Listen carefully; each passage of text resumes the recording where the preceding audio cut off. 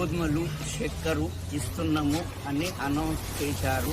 కానీ ఏ ఒక్క రేషన్ షాపులో కూడా గోధుమలు చక్కెర లేదు.